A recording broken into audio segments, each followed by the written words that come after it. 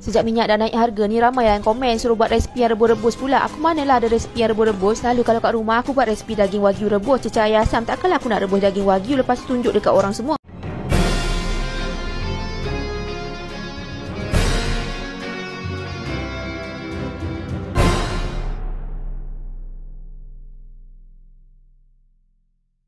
Baru-baru ini tular kembali video seorang pengguna TikTok @Umi Azhar. Dalam video yang dikongsikan wanita tersebut ada membuat video berkenaan resepi pucuk ubi rebus. Namun macam biasa, nada suara wanita tersebut telah berjaya membuatkan orang ramai terhibur.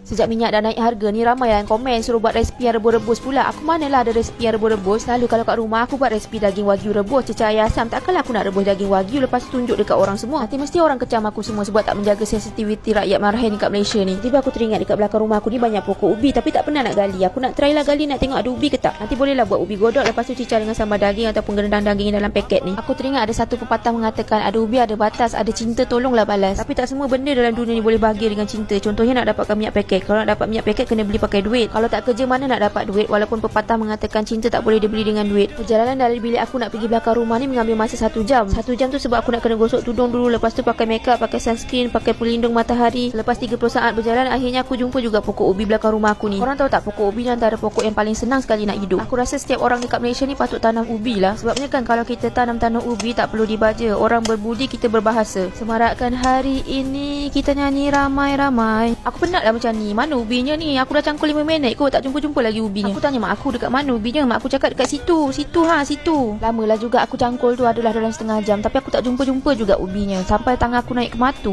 Hasil berkat kesabaran dan doa daripada seorang ibu, akhirnya aku jumpa juga ubi. Tapi ni bukan ubi betul, ni ubi ganyut. Wong Jawa nyelok ke. Ubi ganyut tu maksudnya ubi tua. Samalah konteksnya dalam ayat, dah tua ganyut pun miang. Aku cuba duduk untuk muhasabah diri tapi banyak kenggera pula dekat pokok ubi tadi tu. Taulah aku ni manis tapi tak payahlah gigit-gigit aku kenggera ni. Keras menonggeng aku, cangkul-cangkul tak dapat ubi. Ingat kita nak putus asa agaknya tak dapat ubi tadi tu. Sorry lah, aku ada backup plan kot. Kalau tak dapat ubi, pucuk ubi pun jadi lah. Korang tahu tak sebenarnya pucuk ubi ni boleh dibuat makan? Kalau korang nak tahu, pucuk ubi ni banyak khasiatnya tau. Bila korang makan banyak pucuk ubi, dia boleh meningkatkan tahap keyakinan korang untuk confess dekat crush. Tapi bila dah confess tu, kenalah disertai dengan doa dan tawakal. Orang kata apa? Usaha doa tawakal.